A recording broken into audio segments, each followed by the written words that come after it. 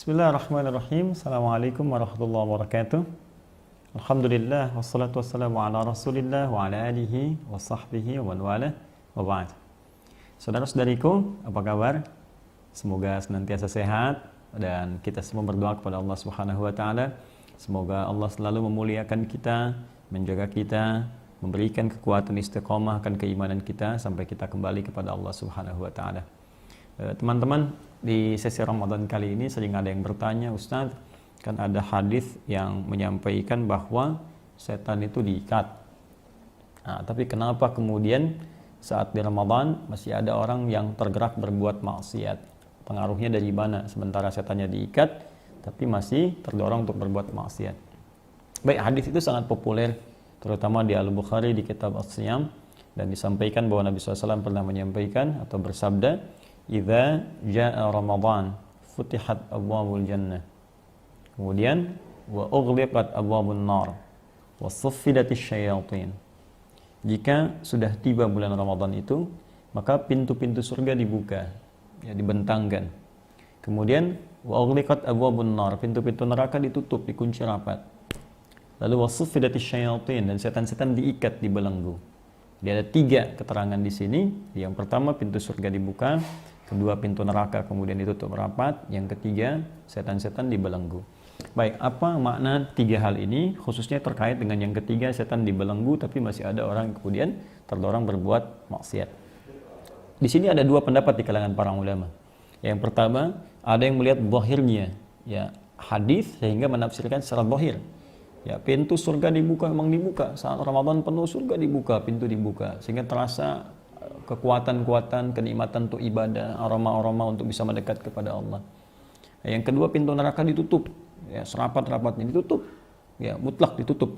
Ya Allah Subhanahu wa taala.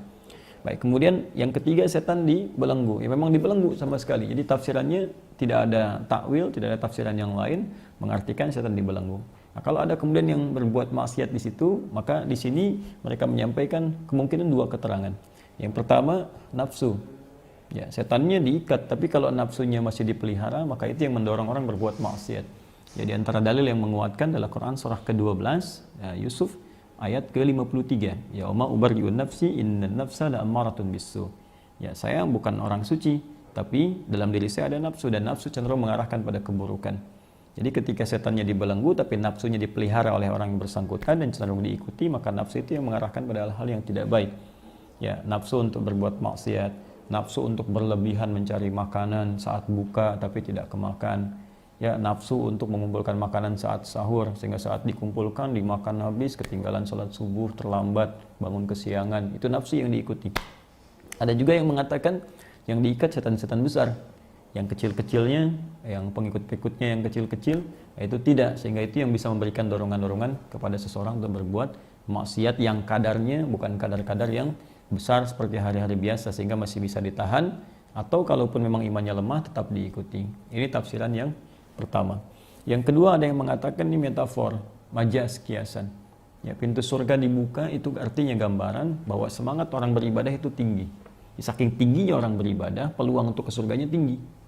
Ya, peluang ke surganya tinggi. Orang kan sekarang saat Ramadan, Masya Allah, jangankan salat fardu yang sunnah dikejar-kejar, tarawih dikejar. Bahkan sekarang orang ketinggalan sunnah aja gelisah. Ya, salat tarawih itu kan sunnah.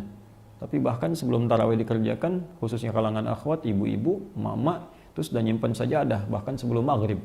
Ya, ada yang maghrib sudah kesana nyimpan sajadah untuk menunaikan tarawih, sedangkan tarawih dikerjakan di ba'da isya. Saking tidak inginnya ketinggalan salat sunnah. Ba'da tarawih, ada yang khataman Quran, bahkan pagi-pagi khataman Quran. Hal-hal ini kan jarang dikerjakan di hari-hari biasa. Ini yang menjadikan peluang seseorang amal solehnya meningkat. Sedangkan syarat masuk surga, itu kan setelah beriman amal soleh. Ya, Al-Baqarah ayat ke-25.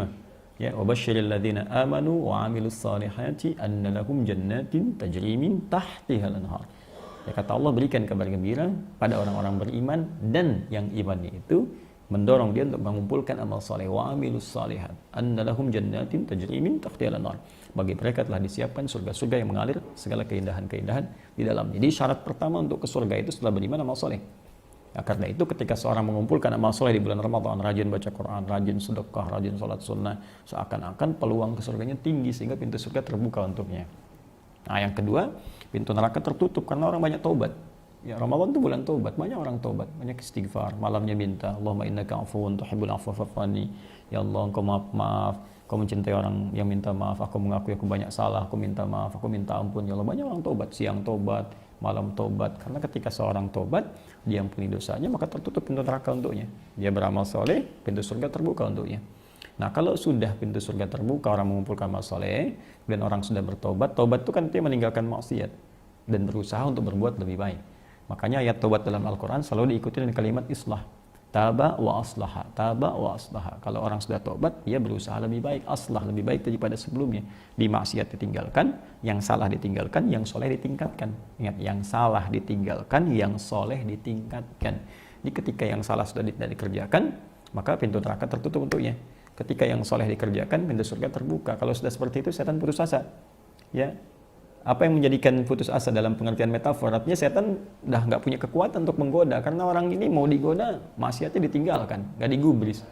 Kemudian juga dia kerjakan amal soleh. Setan mengajak pada yang salah, dia abaikan. Yang soleh ia kerjakan. Karena di sini setan tidak punya kemampuan menggoda, seakan-akan orang ini ya mendapatkan peluang benteng di dirinya, seakan-akan setan terbelenggu. Jadi udah nggak bisa goda dia lagi. Nah, ini kalau sudah sifat itu ditanamkan oleh Allah dalam diri kita, berusaha ikhlas karena Allah, namanya mukhlis. Sudah mendapatkan ketetapan ikhlas itu dalam diri kita, sudah fokus ibadah karena Allah saja, namanya mukhlas. Orang mukhlas ini termasuk orang yang disebutkan langsung oleh iblis, nggak bisa ditembus.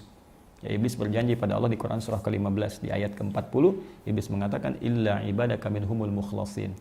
Ya, aku akan goda semua manusia. Bahkan nanti di surat Al-A'raf itu dari depan, dari belakang, dari kanan, dari kiri. Nah, cuma ada satu yang nggak bisa saya kemudian goda.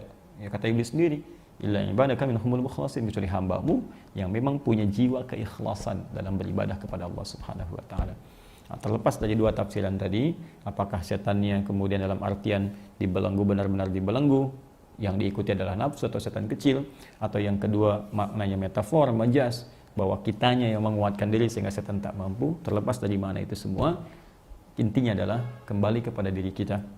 Apakah kita bisa mengendalikan nafsu kita dan melawan setan dalam kehidupan kita? Berlatih di bulan Ramadan untuk dipraktekkan di 11 bulan berikutnya. Jika Anda mampu mengerjakan itu, maka hadis itu memberikan gambaran kepada kita, kita akan mampu menaklukkan setan, menutup pintu neraka, dan membuka peluang pintu surga dalam kehidupan kita. Semoga bisa dipahami dengan baik. Wallahu ta'ala alam bissawab. Subhanakallahumma wa bihamdika, asyhadu an la ilaha illa anta, astaghfiruka wa atubu ilaik. Assalamualaikum warahmatullahi wabarakatuh.